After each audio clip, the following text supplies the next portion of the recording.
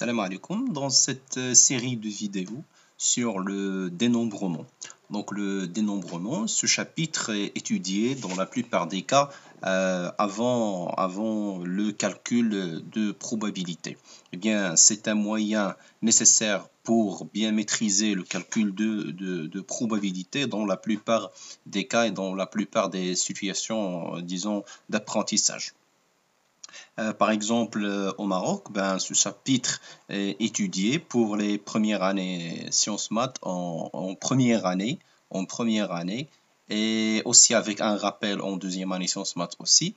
Il est étudié aussi pour les sciences expérimentales en deuxième année, mais les manières sont un peu différentes. C'est-à-dire, ce chapitre ici, principalement la manière avec laquelle je vais la présenter, est destiné aux élèves de la première année sciences maths et aussi pour la deuxième année.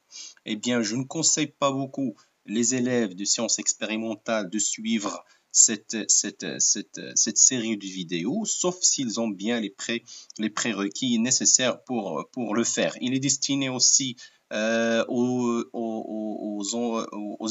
étudiants de l'enseignement supérieur. Il sera une bonne révision pour commencer, par exemple, ou bien pour maîtriser un certain module de probabilité. Eh bien, le dénombrement, appelé aussi, disons, analyse combinatoire, c'est-à-dire c'est une partie des mathématiques, une discipline qui s'intéresse à l'étude d'analyse discrète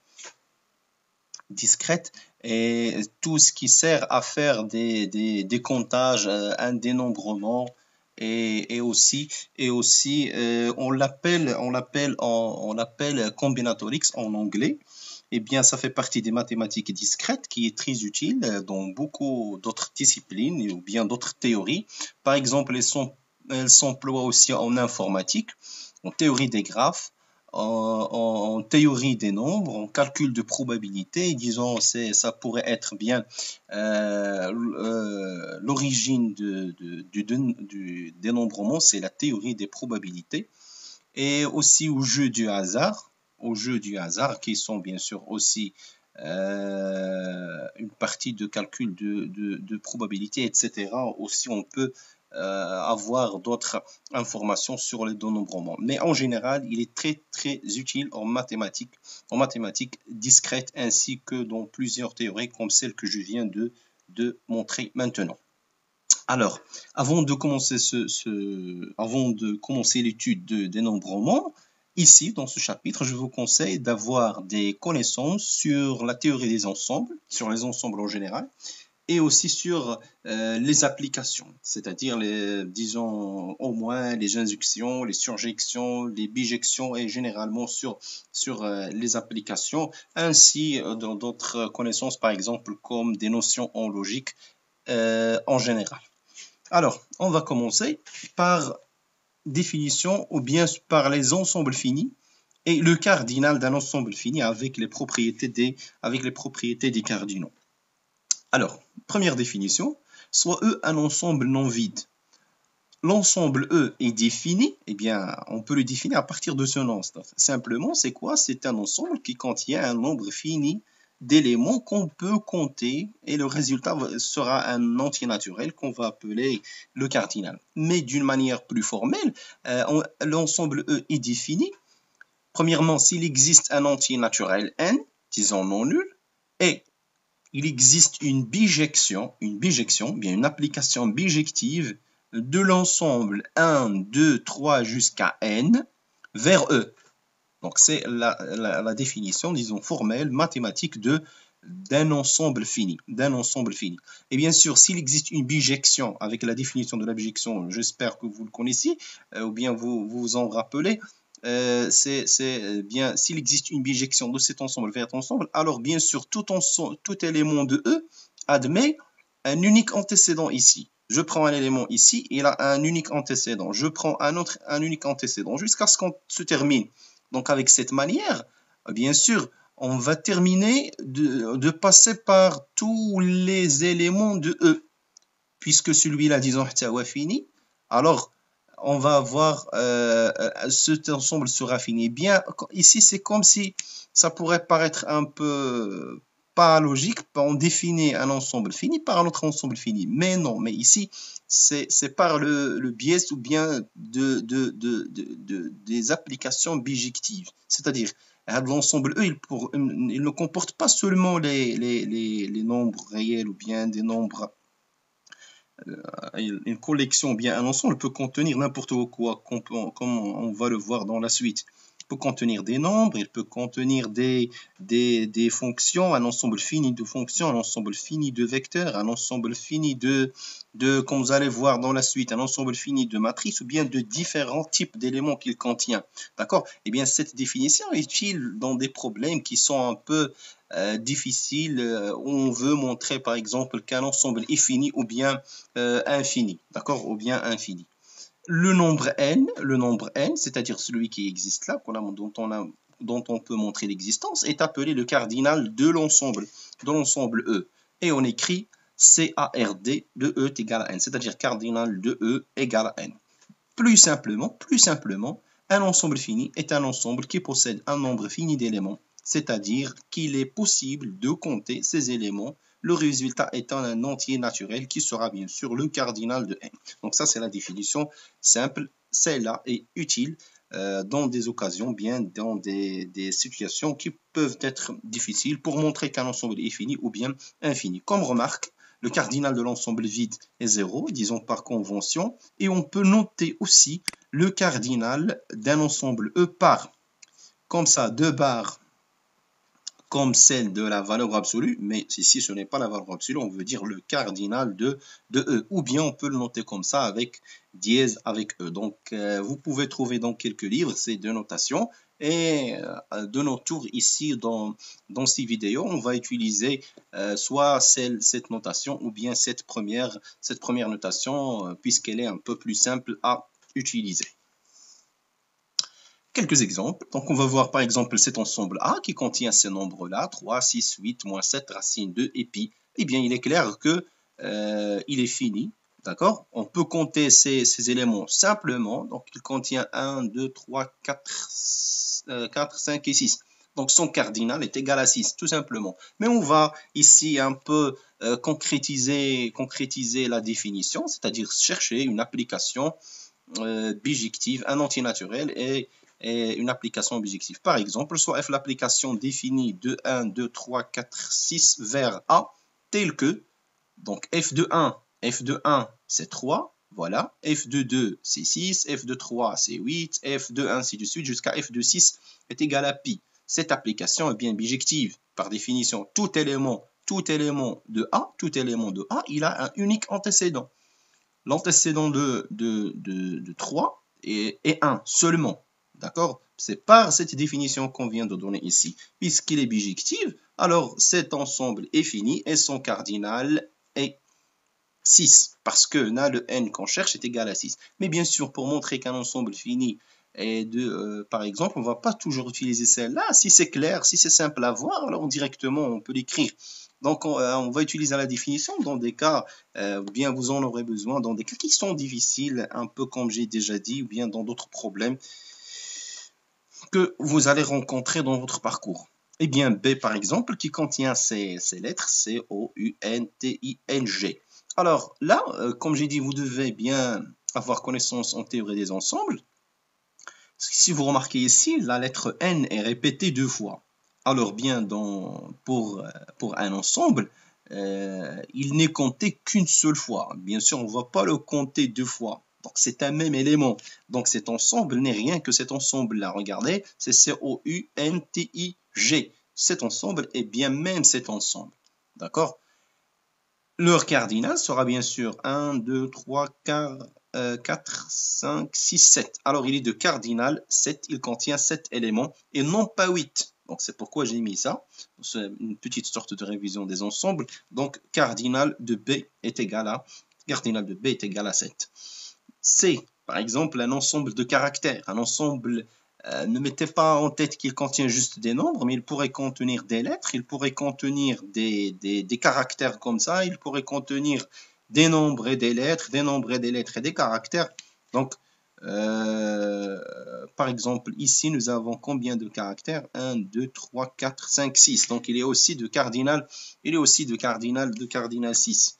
Par exemple, cet ensemble D qui est écrit en compréhension, comme vous l'avez vu dans les ensembles, c'est l'ensemble des entiers naturels, tel que x est compris entre 7 et 20.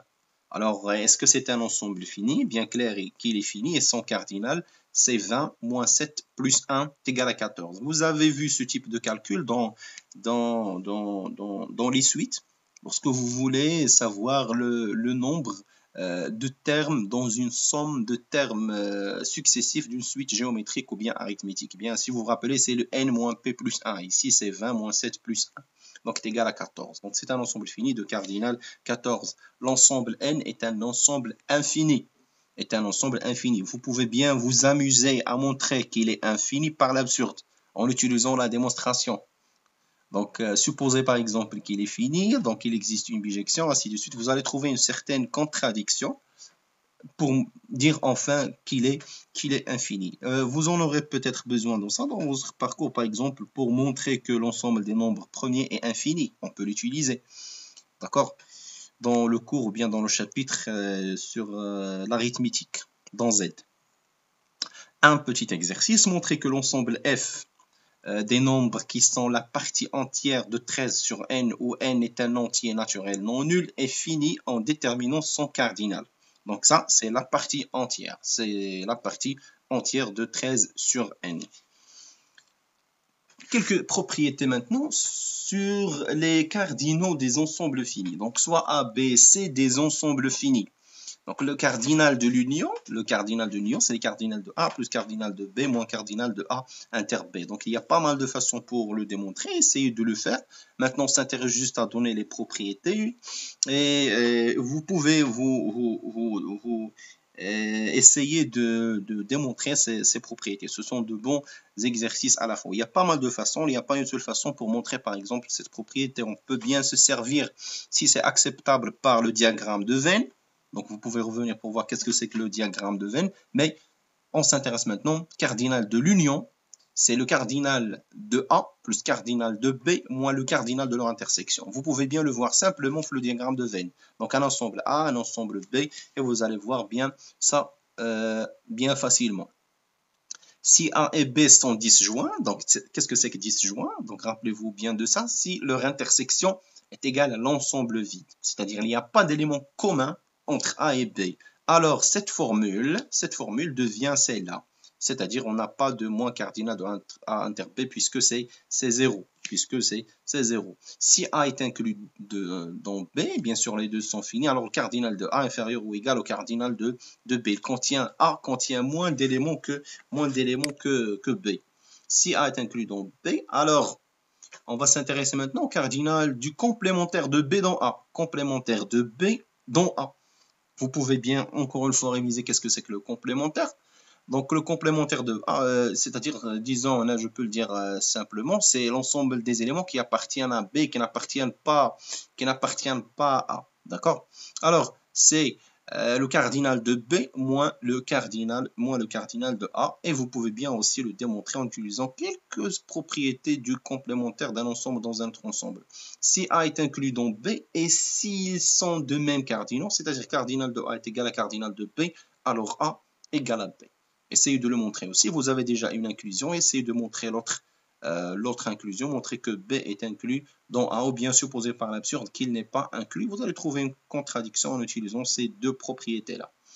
Si A1, A2 jusqu'à A1 sont des ensembles finis, 2A2 disjoints. Qu'est-ce que ça veut dire 2A2 disjoints? C'est-à-dire n'importe quel deux ensembles parmi ceux-là, quels que soient ces deux ensembles, leur intersection est vide. Je prends A2 et A, disons A50, leur intersection est vide. Je prends A1 et A3, leur intersection est vide. D'accord? C'est-à-dire, quel que soit IJ différent de J, l'intersection de AI et AJ est égale à l'ensemble vide. On dit qu'ils sont 2A2 disjoints. Ou bien on dit qu'ils forment une partition, par exemple, dans un autre ensemble, ou bien d'un autre ensemble. Alors, le cardinal de leur union est égal à la somme des cardinaux. Ils sont bien sûr disjoints. Alors, le cardinal de leur union kamla غتكون هي la somme des cardinaux de AI. Mais, on se demande maintenant, qu'est-ce qui se passe si A sont des ensembles finis sans avoir la condition qu'ils sont 2 A de disjoints? Alors là, on se demande, eh bien, je vous invite à chercher ce qu'on appelle par crible de Poincaré, ou bien formule de crible de Poincaré, ou bien aussi le principe d'inclusion-exclusion, qui est très utile aussi dans les Olympiades. D'accord? Donc, essayez de chercher ça. Vous allez trouver pas mal de sites qui parlent sur ce crible de Poincaré, ou bien principe d'inclusion-exclusion. Finalement, on finit par 2 exercices que je vais corriger, Inch'Allah, dans la prochaine vidéo, c'est-à-dire dans la deuxième partie. Soit abaisser 3 ensembles finis, montrer que le cardinal de l'union est égal à ça. C'est le cardinal de A plus cardinal de B plus cardinal de C, moins c'est les cardinaux de ces intersections, plus le cardinal de A inter B inter C. Et voici l'exercice 2. Dans des tests médicaux sur une population de 1000 personnes, on a 120 qui sont atteints d'une maladie A, 90 atteints de la maladie B, 115 atteints de C, 30 atteints de A et B, 33 atteints de A et C, 28 atteints de B et C, et 700 atteints des maladies A et B et C, c'est-à-dire à la fois. Première question, quel est le nombre de personnes qui sont atteintes d'au moins l'une de ces maladies, de ces 3 maladies, c'est-à-dire A, B et C? Quel est le nombre de personnes qui ne sont atteintes d'aucune maladie? Parmi, bien sûr, ces 1000 personnes. D'accord? Donc, essayez de répondre avant, Inch'Allah, la publication de la prochaine vidéo, qui sera la deuxième. Ce qu'on vient de faire, c'est la première partie. Alors, on se verra, Inch'Allah, dans la prochaine vidéo. Et si vous avez toujours des questions, soyez les bienvenus à les poser.